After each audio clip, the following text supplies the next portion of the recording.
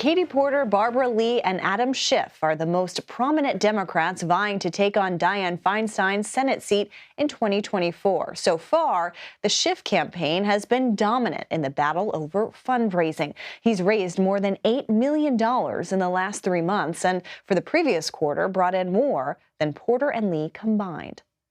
And California Democratic Congressman Adam Schiff, who is also running for Senate, joins me now. Congressman, good to see you. Thank you so much for being here. I want to talk about your big fundraising haul in just a minute, but first I want to get to some news of the day, specifically the Biden administration sending cluster munitions to Ukraine.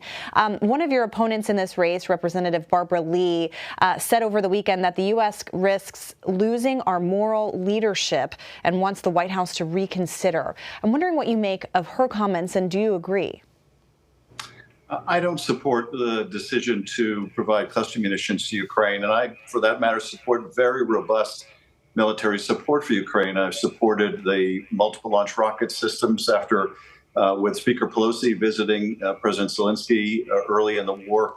I support the provision of aircraft and other artillery, but I don't support cluster munitions. I think the danger of civilian casualties both during the conflict and after is simply too great. Last year, I supported, along with many of my colleagues, a letter to the administration urging the administration to ban cluster munitions and join the convention to ban them. So I don't support their provision.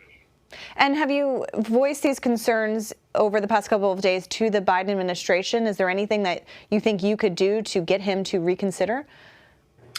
We have expressed our concerns to the administration. I don't expect it's going to change their view, and I acknowledge that it was a tough decision for the administration. We need to make sure that Ukraine can defend itself, and sadly, we see the Russians using these kind of munitions. But at the same time, I think there are other ways that we can provide a robust defense to Ukraine that don't have the same risk of civilian casualties. And these are munitions I think we, out of strong principle, ought to oppose their use in any conflict and ought to seek to ban them. You are all competing for the seat that is currently held by Dianne Feinstein, who said she's not going to run for another term. But Gavin Newsom, the governor of California, of course, said that if she were to retire early, that he would appoint a black woman to that seat.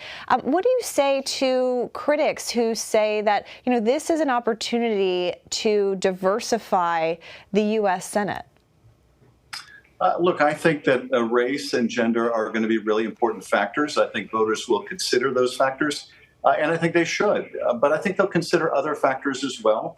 I think they'll consider who has demonstrated the greatest leadership in the House, who has a record of actually getting things done, who can lead California into the future, who can attack the problem of homelessness and the unaffordability of housing. I have the strongest record on these things, and I think voters should and will consider those factors too. And I'm confident that they will weigh where the priorities should be and who they want to select to represent them. But in my travels throughout California, what I'm hearing most is people are looking for someone who will get things done, who will work with others and get things done to address some real serious challenges the state has, particularly the cost of housing and the epidemic of homelessness. I mean, getting things done, speaking of that, in terms of Dianne Feinstein, she still has, over a year left on her term. Are you confident that she can serve this out? I'm confident based on, my conversations with her and our work with her office. She got one of my bills recently through the Resources Committee to double the size of the Santa Monica Mountains Recreation Area. We continue to work together on appropriations issues to bring money back to California. I'm also deeply concerned, frankly, that were she to leave before the end of her term, the Republicans are going to fill her seat on the Judiciary Committee because they want to stop Biden from appointing judges. And I think the only way those judges get appointed is if she's there to vote for them. And she has been doing that, and I'm glad that she is. So that too is a concern for me were she to leave before the end of her term. But in terms of kind of Newsom setting this pledge, how much do you think that's kind of held up this whole process and perhaps made Democrats less eager to see her replaced before the end of her term? I don't think it has really affected things. Senator Feinstein has made the decision. She's going to finish her term, and then she's going to retire after that. So I don't think it was a factor in her decision. I do think that the voters in California want to make this judgment, this decision for themselves. And I think that does weigh on the governor. I think he's appreciative of the fact that having appointed one of our senators, the voters really want to decide this. But at the end of the day, I think Senator Feinstein has made the decision that she's finishing her term. And that obviously will be decisive. And the primary, frankly, is just in March. So it's a matter of months away, and we're all working hard to make the case to the California people. And talking about some of your work back on the House side, I think our viewers will know that just recently House Republicans censured you just last month for your actions while leading the investigations into then President Trump.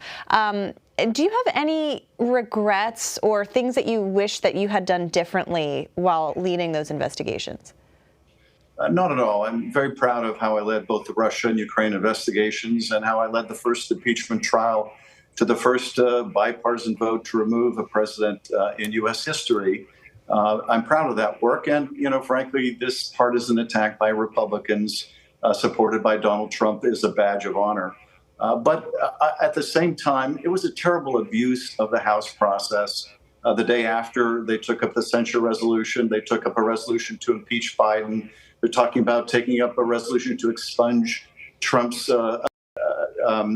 his impeachments, something that is impossible to do. But nonetheless, this is all their effort to rewrite history, pave the way for the return of their would-be autocratic leader. And I'm proud to have stood up to them. And I'm also proud that, frankly, they're going after me because I'm effective. Folks that aren't effective, they don't worry about. And Donald Trump and his enablers in Congress feel I have been among the most effective in standing up to them when they're violating and abusing their power. You mentioned this as a badge of honor. I'm curious, given this big fundraising haul that you had past quarter, over $8 million, do you think that this censure helped your fundraising efforts?